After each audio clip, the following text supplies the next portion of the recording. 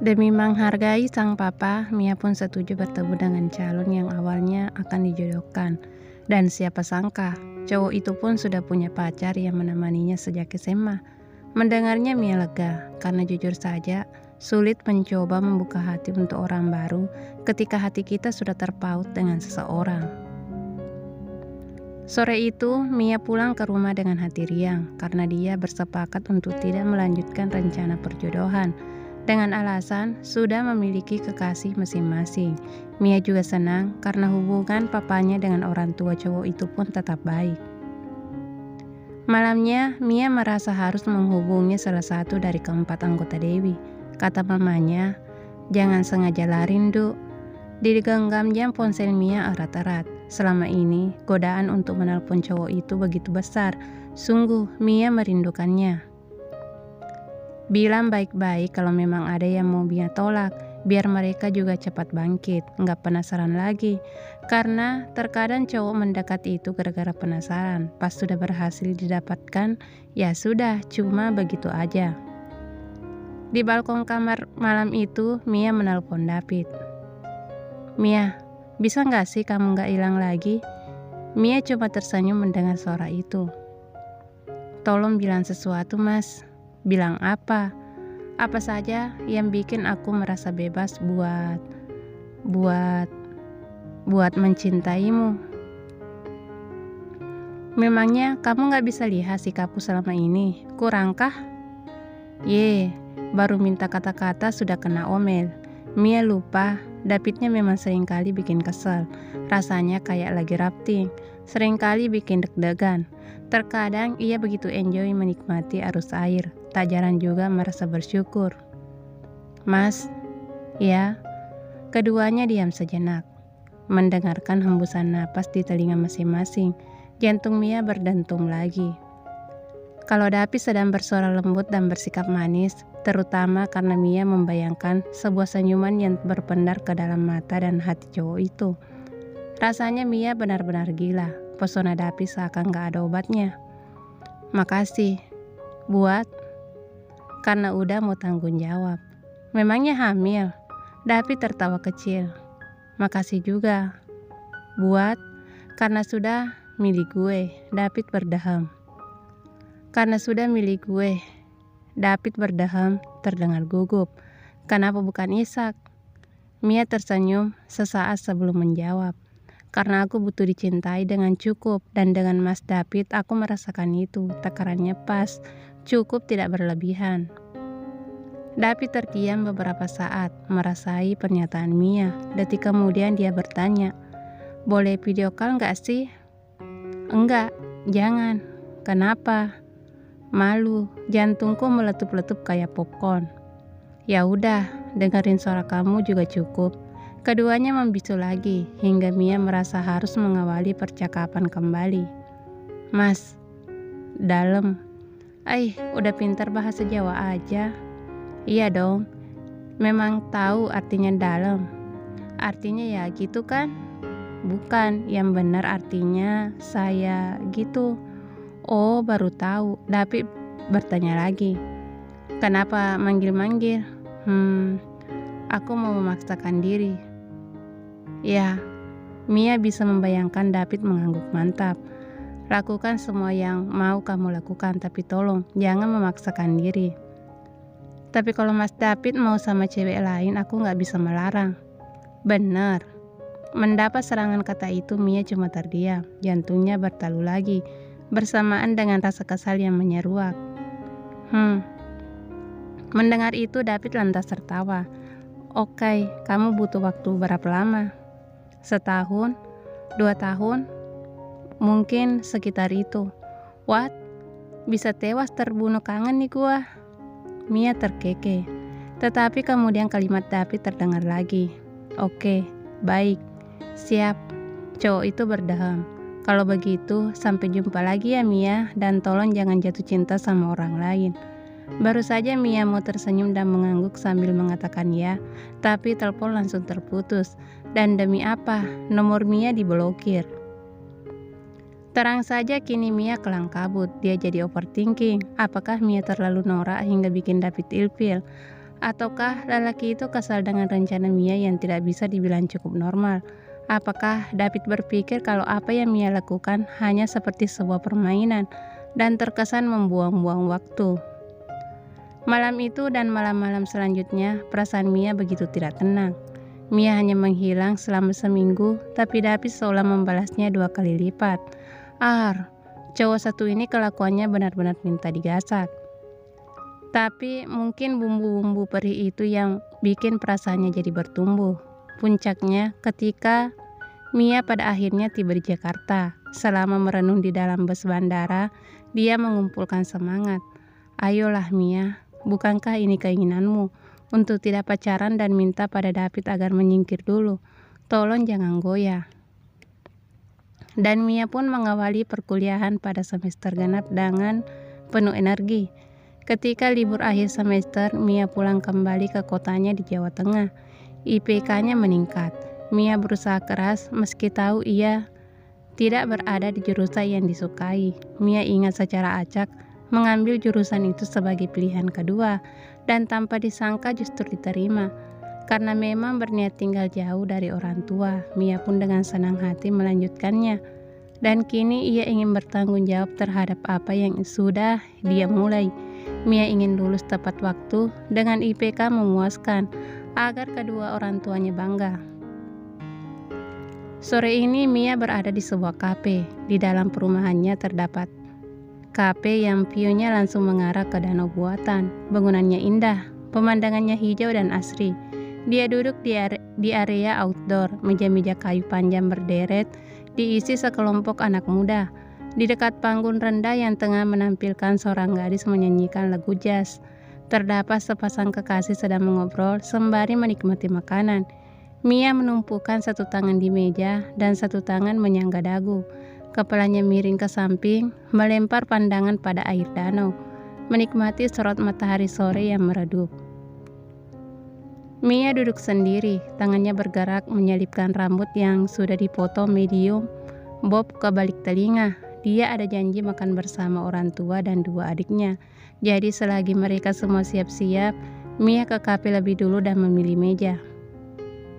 Dia sudah memesan mie kuah Jawa untuk papanya, nasi iga bakar, sambal mata untuk mamanya, nasi beef bulgogi untuk dirinya sendiri, juga memesan beberapa macam snack dan minuman.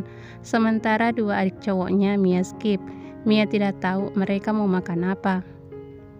Tak lama kemudian, segerombolan orang memasuki kafe. Mia mendesah lega karena akhirnya keluarganya datang. Namun, tak cukup dengan itu. Pasukan orang-orang yang begitu menyita perhatiannya berjalan di belakang keluarganya. Mia terlongo. Mas, rasanya ingin menjerit histeris. Untuk pertama kali setelah 6 bulan akhirnya dia bisa bertemu kembali dengan mereka. Iya, mereka. Mia lantas berdiri. David membawa kue tart di tangannya. Sisanya tersenyum seraya menatap pada Mia yang berdiri tertegun.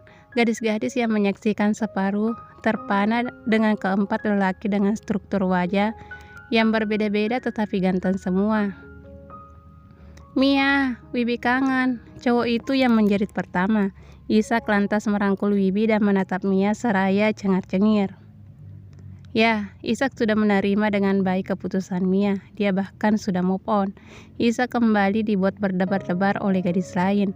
Dan lucunya, setelah dulu bersaing dengan David, kini Ishak harus bersaing dengan Erlan dalam memenangkan hati sang gadis. Lucu memang, tapi ya memang begitu adanya. Termasuk kenyataan bahwa Erlan terkesan seperti kemakan omongannya sendiri. Hai Mia, abang juga kangen nih. Meski begitu, gombalannya tak lantas usai. Mia tertawa kecil. Baguslah, Mia lebih suka Ishak yang seperti ini, daripada dia harus terjebak rasa canggung berkepanjangan dengan lelaki itu. Mia sehat? Pertanyaan Erlan yang mendapat jawaban pertama dari Mia. Alhamdulillah sehat mas. Mas-mas semua sehat kan? Dan suasana lantas mencair. Mia yang tadinya sendiri, kini dikelilingi oleh orang-orang yang ia sayangi di tempat indah yang ia suka. Selamat ulang tahun pernikahan ya om, tante, doakan kami menyusul. David meletakkan kue tart di meja. Satu lilin kecil ia tancapkan, lantas membiarkan sepasang suami istri itu meniupnya. Suasana kafe mendadak riuh oleh tepuk tangan. Terima kasih karena sudah melahirkan dan membesarkan gadis ini. David menepuk pucuk kepala Mia, membuat gadis itu spontan merunduk. Mia tidak sempat bertanya dari mana mereka tahu alamat Mia, tetapi dilihat dari gerak-gerik papanya, sudah pasti beliau yang menghubungi David. Mungkin papanya takut David hanya main-main. David pasti sudah diinterogasi habis-habisan oleh papanya dan pakai dikejar-kejar agar segera datang menemuinya. Membayangkan kenorakan itu, Mia bergidik. Tetapi ketika dilihatnya wajah sang ayah yang sudah berkerut, Mia menatapnya dengan pandangan yang dalam. Keharuan menumpuk di dadanya. Haris yang merasa ditatap Mia dengan senyuman curiga lantas berdaham-daham, sok galak, lalu menyesap minuman yang sudah ada di meja. Siapa nih yang belum pesan makanan? Ayo pesan semua, papa yang traktir, ujar Haris, mengalihkan fokus Mia. Dia bicara dengan cara biasa saja, terdengar seperti sedang marah-marah. Dan Mia adalah perpaduan sepasang suami istri itu, yang ketika histeris, tangisannya heboh seperti mamanya. Tetapi ketika blank, tiba-tiba diam seperti kehilangan nyawa, persis papanya. Mia merebut tangan papanya, dia meremasnya lembut. Mia mencium tangan besar dan hangat itu. Haris kembali berdaham-daham, salah tingkah. Pandangannya dia buang jauh-jauh, menghindari kontak mata dengan putrinya. Makasih ya, papanya aku. Dan lelaki itu terbatuk-batuk semakin heboh. Mia menggelayut senang di lengan papanya. Papa suka sama si gondrong ini, bisiknya tegas, meski terdengar malu-malu. Mia juga, balas Mia lirih. Jadi kapan nikahnya? Tapi pertanyaan itu dilontarkan dengan lantang hingga bikin Mia merinding. Papa, dilepasnya tangan papanya dengan kesal. Lah, kan calonnya sudah ada. Papa menatap tajam pada David. Besok KUA buka nggak Om? Buka. Ya udah, besok aja Om nikah di KUA biar gratis. David terkekeh-kekeh. Ya nggak apa-apa, yang penting sudah sah. Semua lelaki tertawa, termasuk adiknya yang duduk di bangku SMP dan satu laki si bontot yang masih kelas 5. Ma, Papa mulai lagi. Ketika semua pesanan datang, mereka lalu melahap dengan nikmat, diselingi obrolan ringan, cerita-cerita soal pekerjaan, juga tawa yang sesekali menggema. Ishak sudah wisuda, dia masih bekerja freelance di beberapa channel YouTube. Impiannya untuk ke Afrika masih membubung. Dan kabar baiknya, ini pertama kali setelah sekian lama Ishak akhirnya berani naik pesawat lagi, hingga tiba di kota Mia. Mumpung belum menikah, buruan berangkat, ujar Papa Mia pada Ishak. Emang bisa lu bahasa Afrika? Wibi menyahut. Ya bisalah, samina mina waka waka samina mina sangalewa. Wibi lantas menampol kepala Ishak. Nggak lucu, Wibi pernah lihat video ini di TikTok. Ishak tertawa malu. Wibi sendiri semakin sibuk konten dan selama 3 bulan terakhir pengikut di akun TikToknya naik pesat. Terang saja cowok itu sudah mulai ramai dapat endorse. David yang duduk di sampingnya pun berbisik. Sejak tadi Mia dan David belum punya kesempatan mengobrol berdua saja. Short hair, lirihnya. Mia menyentuh rambutnya yang dipotong sebahu. Bagus apa aneh? David terkekeh. Lucu. Lucu dalam artian jadi tampak makin muda. Oh, makasih pujiannya. Mia balas menatap David yang rambutnya dikucir. Kenapa? Enggak, cuma lagi ngukur kira-kira sekarang rambut siapa yang lebih panjang. Penting. David tersenyum dengan sebelah bibir naik. Mia mengangguk, balas tersenyum dengan mata berbinar. Keduanya masih berbicara pelan, diiringi musik yang menggema, diselingi suara tawa papa mamanya, dibarengi celotehan Wibi, Ishak juga erlang, dan suara-suara renyah dari pengunjung lain. Sejujurnya, kamu jadi tampak jauh lebih segar, lanjut David. Kayak raspberry. Oh ya, manis-manis asam dong. Mas David juga tampak lembut. Masa?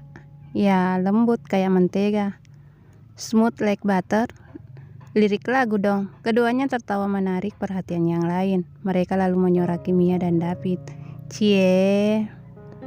David dan Mia pura-pura tak peduli, justru tampak semakin intens bercakap. Habis ini kita putus kontak lagi ya. Pernyataan David menarik kepala Mia untuk menoleh ke arahnya. Gadis itu diam sejenak sebelum akhirnya melebarkan senyum di bibirnya. Oke, siapa takut. David sendiri memilih magang di sebuah perusahaan arsitek milik kenalan papanya. Perusahaan itu baru mendapatkan proyek untuk sebuah apartemen. Nanti kalau semua sudah siap, gue bakal datang ke sini lagi, ke rumah kamu. Bawa papa sama mama. Mendengar nama itu, Mia lantas gugup. Hah, Mia takut mas. David terkekeh, bukannya kamu suka tantangan? Lelaki itu tersenyum, memandangi wajah merona Mia dari arah samping. Tenang Mia, ada aku. Dan begitu saja, kalimat singkat itu tak hanya mampu menenangkan debur jantung Mia yang menggila, tetapi juga membuat dadanya merasakan sesak yang menyenangkan. Mia merasa utuh, penuh dan bahagia. Andai bisa, dia ingin selamanya seperti ini. Namun, meski hidup kelak naik turun seperti barisan huruf W, Mia berjanji akan tetap kuat. Karena kini selain memiliki papa, mama juga adik-adiknya, Mia juga punya keluarga yang lain. Mas Dewi. Tamat.